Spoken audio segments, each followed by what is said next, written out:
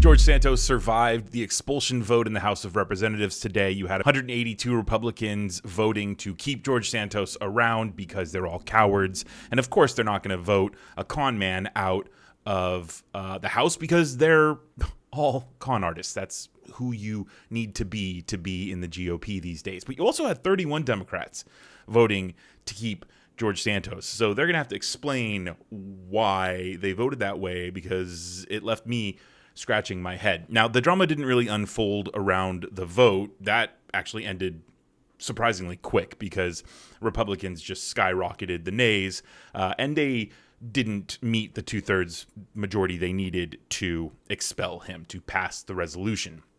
The drama came earlier, a few hours earlier in the day, when George Santos actually stood up and gave what he thought could be his last speech in Congress. Now, of course, it's George Santos, so this speech is going to be ridiculous. If you don't have the patience for it, I completely understand. If you want to skip ahead to the breakdown, totally get it. But if you do have the patience and you understand the clown that is George Santos, grab yourself some popcorn, grab a drink, and enjoy the next few minutes of George Santos giving what he thought could be his last speech in the House. Gentleman from New York, Mr. Santos, is recognized.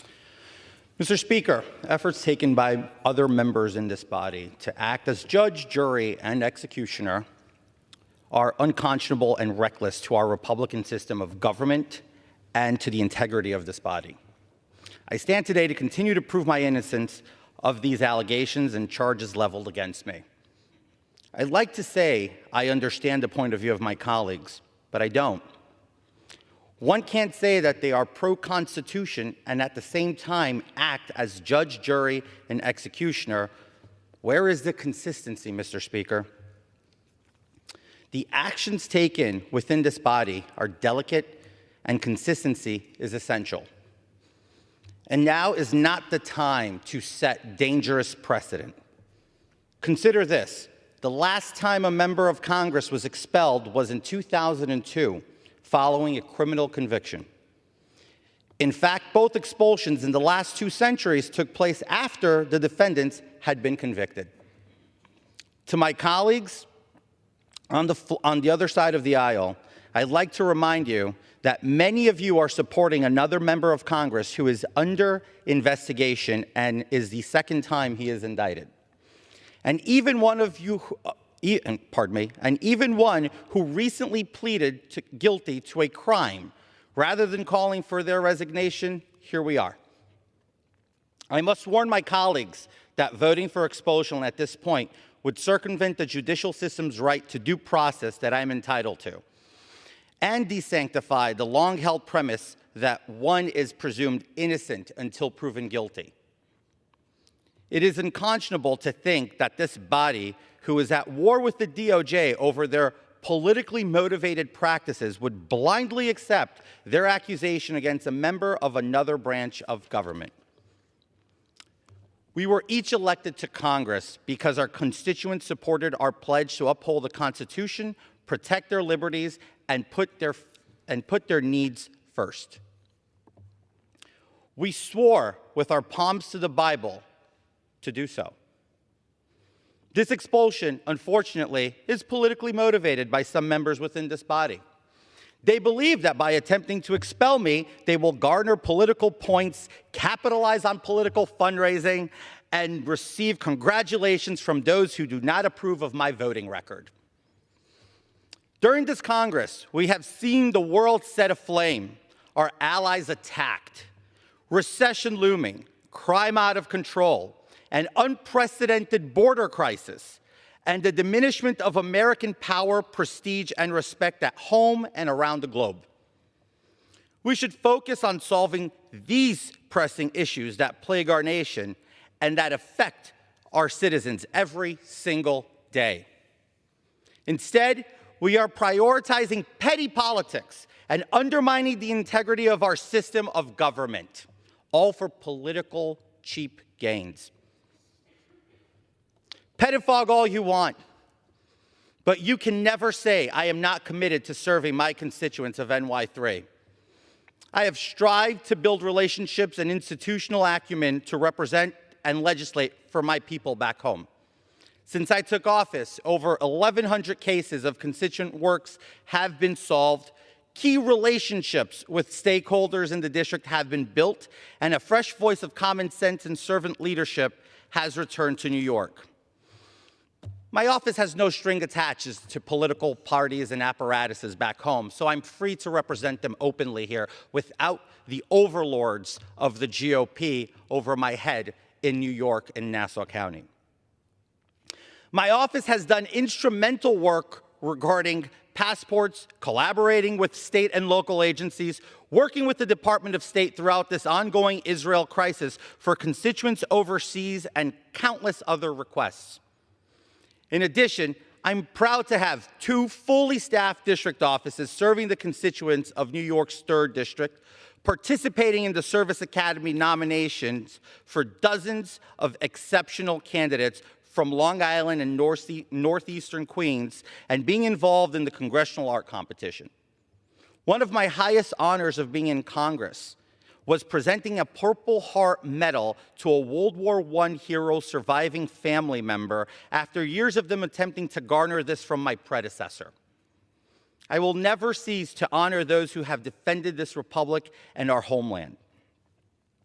From my involvement in assisting residents of New York 3 being held hostage by Hamas terrorists to my contributions in the effort to close the migrant shelter at the Creedmoor facility in Belrose, being a champion for the Merchant Marine Academy in Kings Point, and my resolve to clamp down on China's growing influence against American interests, there is one thing consistent and unwavering, and that is the dedication to self-service. This motivates me to work day in and day out on behalf of them and to represent their interests and value. I am proud to have one of the most conservative voting records in Congress, in the 118th Congress, and the most conservative voting record in New York's delegation. I will never apologizing for voting in line with conservative principles and my district.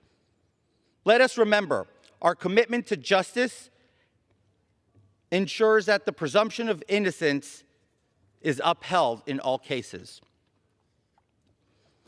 I requested that my evaluation be based on the work I do in this body, and you granted me a reprieve earlier this year on the advice of former Speaker of the House, Kevin McCarthy. I'm asking the chamber to please uphold those same principles today. I hope that my colleagues come to their senses and recognize that perilous consequences of a trial by media is damaging. The loss of the presumption of innocence establishes a dangerous precedent that threatens the very foundation of our legal system, and we risk losing the trust that the American people have placed in us by passing judgment without due process. If we work together, we can protect the integrity of our system and the rights of all citizens. I'm fighting tooth and nail to clear my name in front of the entire world, Mr. Speaker. It hasn't been easy, but I'm fighting by God's grace.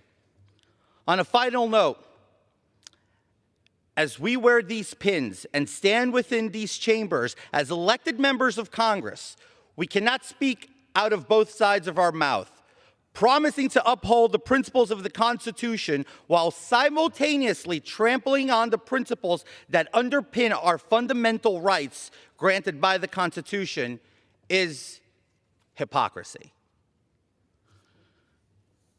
I hope that the House will understand the scope of this vote and have the courage to do what is right, not what is politically expedient.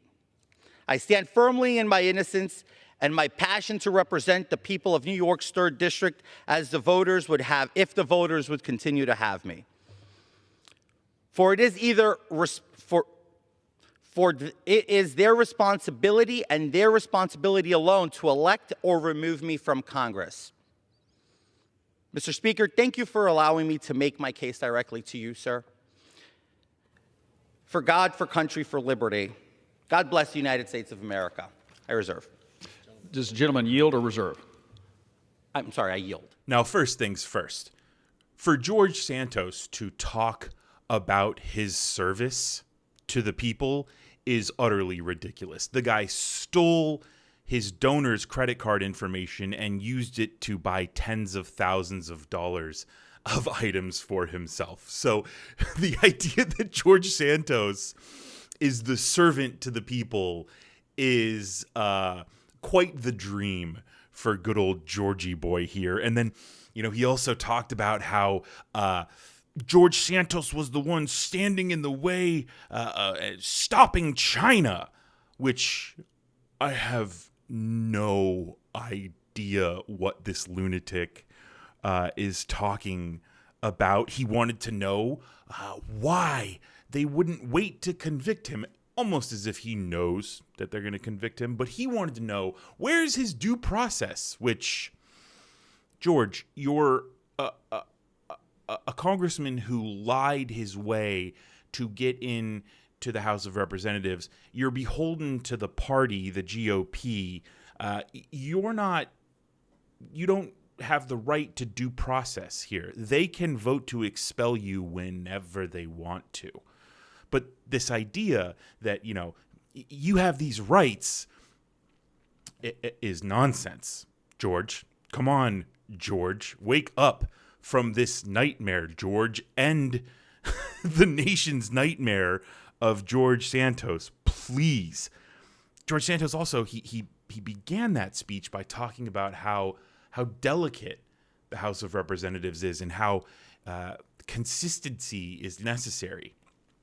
George Santos is the complete opposite of delicate. That guy threw every lie out there and trashed people and joined with different people depending on who was listening to him at what time, without any real sense of integrity or responsibility to the truth. So the idea that this guy is somehow delicate and consistent is, again, just utterly ridiculous. George Santos just continuing to be the clown that he is. And you also heard him there talk about how this is because of his voting record and because George Santos isn't beholden to the GOP.